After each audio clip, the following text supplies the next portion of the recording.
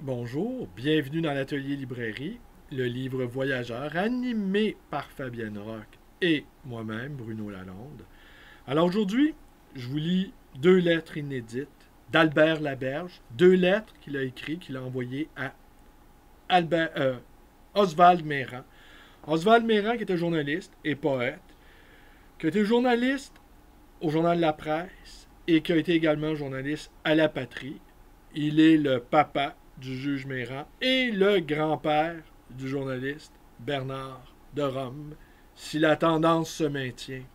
Alors, voilà. Je me suis lancé tout à l'heure auprès d'un jeune homme sur une apologie d'André Breton. Oui, parce que, parce que je vous parle un petit peu d'André Breton. Ouais, ça avait commencé parce que le jeune homme en question, c'est un bibliophile. Et je lui disais tout le bien que je pensais du fameux catalogue en 6 volumes, le coffret, sur les œuvres d'art, la bibliothèque d'André Breton, avant que l'appartement rue Fontaine soit vendu par sa fille. Aube a quand même tenté que l'État français se porte acquéreur de ça, mais bon, l'État français n'a pas jugé bon de le faire, mais on ne peut pas les blâmer ici parce que il y a tellement de merveilles en France, il y a tellement d'énormes, de gigantesques écrivains. Et, et cet ami-là, ce jeune homme-là, me disait Breton, il s'est chicané avec tout le monde. Moi, je lui répliquais, mais tout le monde se chicane avec tout le monde tout le temps. Sauf que c'est pas tout le monde qui reste. Et là, j'évoquais les bagarres avec Cosler, Malraux, Camus, Merleau-Ponty, qui avait un très très bon caractère, Merleau-Ponty, qui ne voulait pas se chicaner avec personne, mais qui malgré tout se chicanait. Alors, tout le monde se chicane avec tout le monde. La différence, c'est que beaucoup de gens changent de train au passage selon les circonstances, selon les intérêts politiques, selon l'évolution, aussi ce qu'on pense à 20 ans. Moi, je sais ce que je pensais à 15 ans. Eh bien, je le pense encore. Ouais, voilà. Je suis resté. Mais je pourrais me chicaner, je pourrais avoir une prise de bec avec des gens qui pensaient la même chose que moi à 15 ans, mais qui aujourd'hui, 40 ans plus tard, ont évolué. Parce que pour beaucoup de gens, évoluer veut dire renoncer à ses principes. La même personne qui aujourd'hui va voter François Legault, il y a 25 ans, il y a 25 ans, eh bien, votait pour le oui et arrachait des pancartes du non sur la rive sud. Aujourd'hui, il va voter pour François Legault en se disant que de toute façon, la cause indépendantiste, elle est perdue. Et la même personne, dans 20 ans, va voter libéral parce que de toute façon, euh, vaut mieux la stabilité. Mais entre-temps, tout le monde va changer d'idée, ou presque. Et André Breton, lui, il est resté parfaitement inflexible. Il pensait que la révolution communiste était nécessaire et il croyait que pour se connaître soi, il fallait utiliser les outils que Freud a mis à notre disposition, c'est-à-dire la reconnaissance d'un inconscient. Et à partir de là, cet inconscient-là, qui est, la, la partie occulte, eh bien, on ne peut pas, c'est ça la psychanalyse, c'est une prise de contact avec soi, avec des ondes qui nous sont généralement pas accessibles. Alors, il faut être à l'écoute. Il faut être à l'écoute. Il faut être à l'écoute de ce qui est caché, de la partie dissimulée. Alors, combien de gens, même des personnes extrêmement intelligentes, mais cette connaissance-là de soi, elle est toujours en mouvement, elle est toujours à faire, elle est toujours problématique et elle est toujours en phase avec les situations extérieures à notre psyché.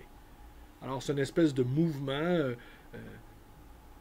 dialogique même entre notre psyché, la réalité et les interprétations qui s'articulent et qui s'emboîtent. Il faut décortiquer tout ça, c'est pas simple. On a des outils, on a évidemment, comme je vous disais, on a la psychanalyse comme outil, on a l'histoire, on a la littérature. La littérature nous donne des clés, parfois mieux que les historiens ou les psychanalystes. Ben voilà. Alors, voilà. Alors, je vais vous lire 2 lettres. C'est assez intéressant, vous allez voir. La première. 53-55 rue Hutchison, Montréal, 14 décembre 1938. Monsieur Oswald Méran, rédacteur en chef, La Patrie, Montréal. Cher Monsieur Méran, voici un livre que j'ai écrit pour mon plaisir. Il n'est ni pour le public, ni pour les journaux. Il est pour quelques camarades et quelques amis des lettres. Je vous offre un exemplaire avec mon meilleur souvenir. Lorsque vous l'aurez parcouru, je vous prierai de le mettre dans un coin de votre bibliothèque, car il est pour vous seulement. Il est bien entendu que je ne veux pas une ligne de publicité. Cher Monsieur Méran, je profite de cette occasion pour vous dire la gratitude que j'éprouve pour celui qui, en temps d'occasion, m'a témoigné tant de bonté et dont j'ai pu, pendant de nombreuses années, apprécier la noblesse de cœur, la générosité et la délicatesse. Sans la maladie qui m'a immobilisé pendant 3 mois, vous auriez reçu le livre plus tôt, mais je fais du mieux que je peux. Votre tout dévoué, Albert Laberge.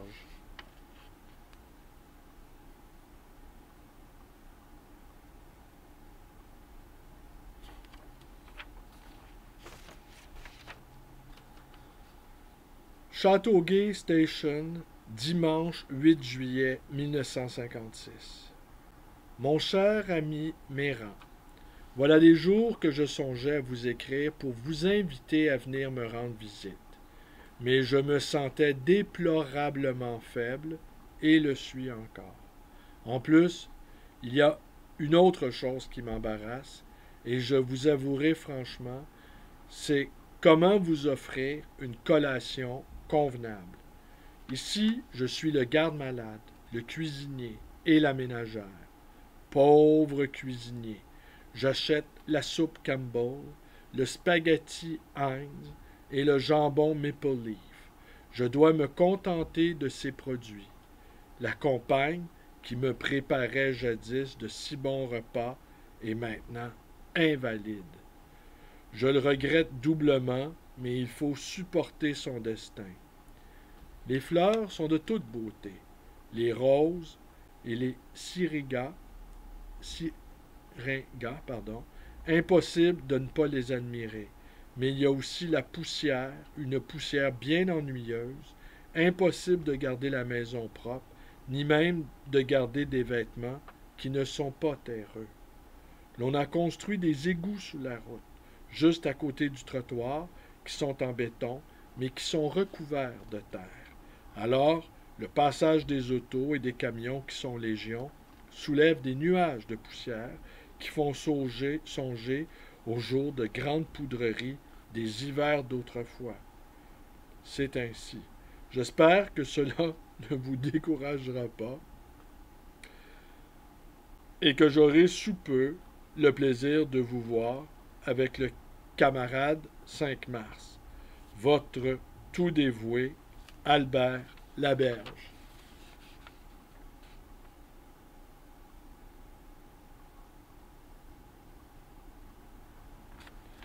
Alors voilà, ce n'est pas tout pour aujourd'hui. Je vais faire une autre vidéo sur la collection, les auteurs qui sont dans les lignes de la collection Nelson.